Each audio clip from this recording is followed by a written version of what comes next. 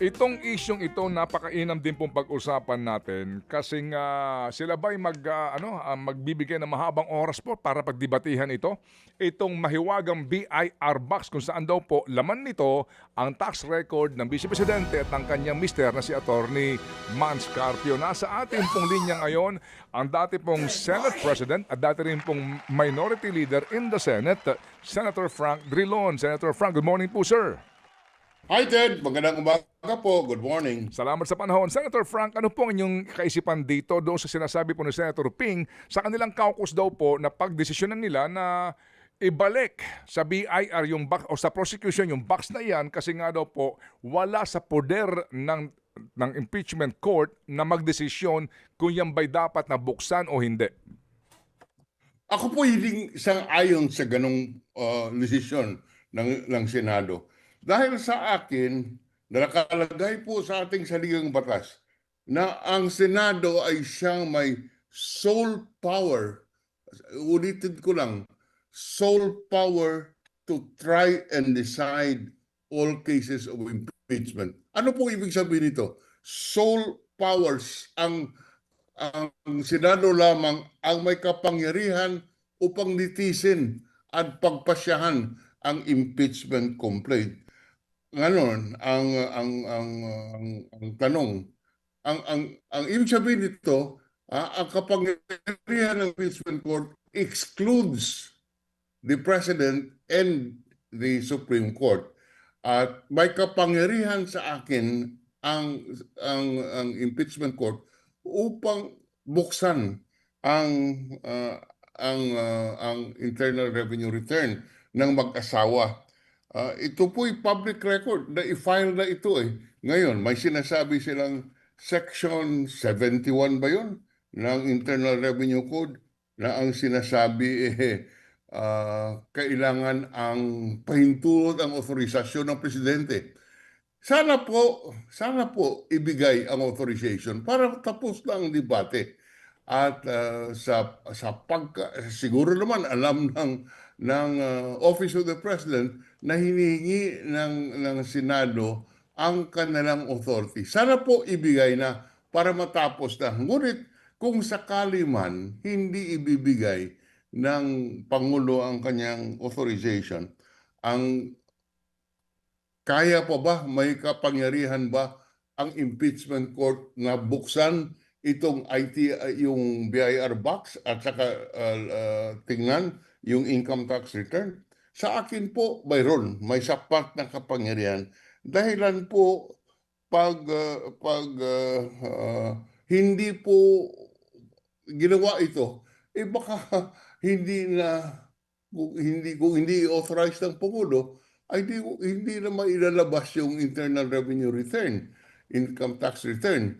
Alam niyo kung bakit importante po ito? Dahil isa sa mga grounds doon sa impeachment complaint ay yung unexplained wealth. Kaya po sinasabi na dapat ilabas din yung SALN. Yung SALN po, public record yan. Yan po nakalagay kung ano ang ating ari-arian ng isang kawani ng pamahalaan.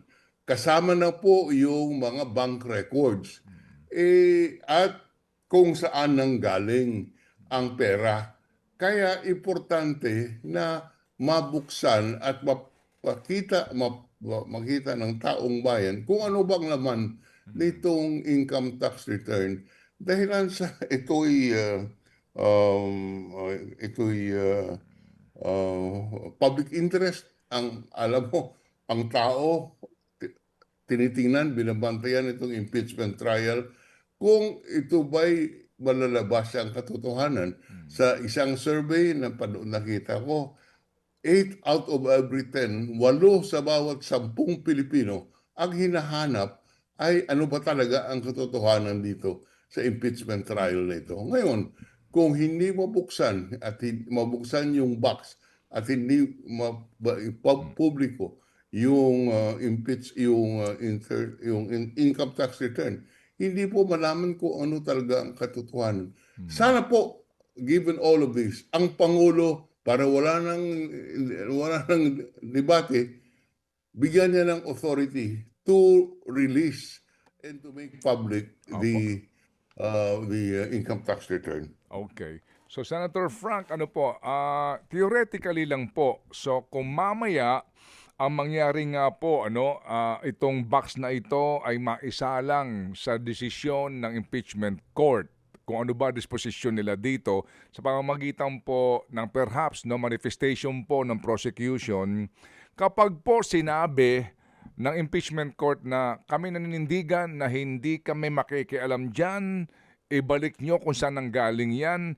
Ang aspeto po na maaring gawin ng prosecution, hikayatin, perhaps sulatan po ang presidente na dito po ay maglabas siya ng order para po ito mabuksan sa publiko, sa trial, or wala na po sila magagawa dito, hindi na po ito as in totally po, yun lang ang kanilang choice dito. Dalawa lang Ted, po.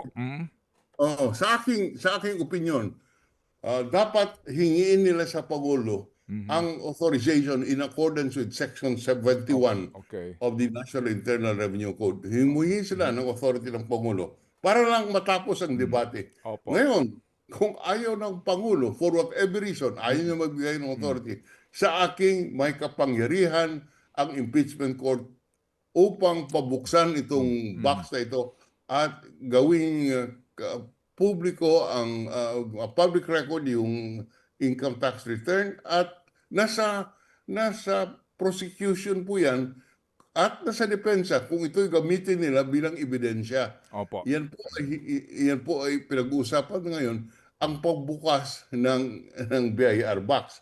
Hindi pa pinag-uusapan kung gagamitin. Ngunit ngayon pa lang sinasabi ang Pangulo ang dapat mag-authorize. Sige, para matapos lang ang debate. Opo. Sana po i-authorize ni Pangulo na buksan. Okay.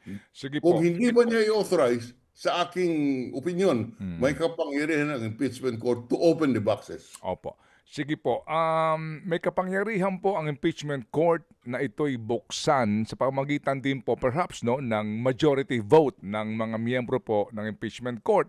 Ganon din ho ba yun kung sakasakali po nga? Kasi doon sa usapin po ng unexplained wealth, mukha pong doon sa nangyaring hearing po ng Justice Committee, wala pong lumabas doon na actual na bank records po ng Vice Presidente, kung hindi po transactions as reported by AMLAC. Yun ho bang subpina sa kanyang bank records?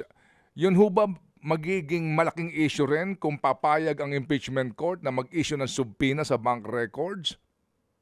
Dapat hindi maging issue yan. Dahil maliwanag ng impeachment trial ay exemption doon po sa bank secrecy law. Ang uulitin ko lang, hindi po covered ng prohibition ang publication ng bank accounts kung yan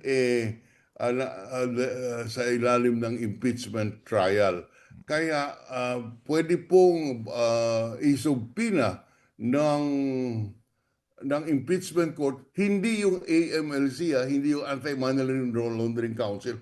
Kung hindi, yung opisyal ng bangko kung saan nakalagay ang deposito. Ulitin ko lang, ang subpina ay dapat address doon sa manager ng bangko kung saan nakalagay ang deposit. Dahilan po ang bank secrecy deposit law hindi applicable pagdating sa impeachment. Ibig sabihin, hindi mo pwedeng buksan yung isang account ng isang mamayan maliban lamang kung yan ay nasa impeachment court. Okay. Sige po. So ngayon pa lang po, Senator Frank, pwede ba namin malaman ang inyong kaisipan doon ho sa threshold na kailangan to convict? Yun ho bang kung 16 ang kinakailangan, yun ho bang 16 na yan, lahat ng senador, hindi isasama yung nakakulong o nagtatago? Ano pong inyong doon, kaisipan? Sa akin po, opinion ko lang ito. Hindi naman ako senador. Hindi naman ako mahistrado. Opinion ko lang bilang isang abogado at dating Secretary of Justice. Sa aking tingin, hindi naman po pwedeng dapat palaging 16. Sang-ayon po sa desisyon ng Korte Suprema doon sa kaso ng Abilino versus Cuenco, ang bilang ng quorum ay base doon hindi sa lahat ng miyembro ng Senado, kung hindi doon sa mga kung ilan lang ang available and within the compulsory jurisdiction of the Senate. Ibig sabihin, kung sino lang ang pwedeng pilitin ng Pangulo ng Senado na hilain ang isang senador at dalhin sa session hall. Bakit po? Kasi kung sabihin mong nag-resign ang ilang senador, sabihin mong nasa labas ng bansa, sabihin mong nakakulong, sabihin mong nagtatago, hindi naman po pwedeng bilangin mo yan doon sa requirement ng 2/3. Dapat kung sino lamang ang pwedeng dalhin at pilitin na bumoto, yan po ang dapat bilangin doon sa doon sa 2/3 requirement. Dahilan sa sabihin mo na, Teddy, kuya, kung biglang nag-resign yung siyam o 10 senador, o let's say umalis sa bansa, ang ibig bang sabihin hindi na pwedeng magdesisyon ang impeachment court? Sa palagay ko, hindi ganoon ang intention ng ating framers, ng bumuo ng ating saligang batas. May kasabihan po kami sa mga abogado, you cannot interpret a statute to the point of tawag nito, impossibility na kung bilangin mo yung palang 16, kung wala ng 16, dahilan for any reason, ibig mong sabihin, you can no longer require accountability of the official. Hindi na po pwedeng singilin ang kanyang pagkakasala dahil sa ulan ng 16 na senador. Sa aking tingin po, opinion ko lang, yung 2/3 should be based not on 24, but in accordance with the decision of the Supreme Court, kung sino pwedeng pilitin ng Senado at dalhin sa session hall para boboto. Okay. Sir, ito ho bang isyong ito, justiciable na ho ba ito? Kasi baka po mangyari na magdesisyon ang either conviction or particular po, no, conviction, tapos dalhin sa Supreme Court. So hindi pa ho ito, kumbaga walang closure. Ngayon ho ba dapat ma-resolve na itong isyong ito para ho bago man lang ho magdesisyon ang mga senador? Alam na natin kung sa ngayon, ano ba ang governing dito, jurisprudence, kung wala si Bato or with all due respect, wala po si Senator Jinggoy Estrada? Mahirap sagutin po yan, Ted, no? Kung justiciable ba kung wala pang votation. Dahil pwede namang pagbotohan. Baka mayroong 16 na mag-convict. Ay di, wala nang question. At ang question lang lalabas pag less than 16. Hindi po malaman yan hanggang nagbotohan. Kaya sa aking tingin, yun po ay pwedeng dalhin sa Korte Suprema pagkatapos ng botohan. Okay. Hindi po bago magbotohan. Okay, sige po. So Senator Frank, thank you for sharing us your thoughts po sa isyong ito kasi nga po kayo po ang isa sa mga dapat konsultahin dahil po sa inyong karanasan at maging sa inyo pong kaalaman. Salamat, Senator Frank. Mga kapatid, patuloy po kayong tumutok sa 105.9 True FM para sa totoong balita, impormasyon, music and entertainment. Mag-subscribe sa aming YouTube channel at podcast at sundan nyo kami sa Facebook, Instagram, X at TikTok sa True Network PH. Bisitahin din po ang aming official website, truefm.ph. At panoorin din kami sa True TV Signal, Channel 19. Kami po ang 105.9 True FM. Laging true sa'yo, kapatid.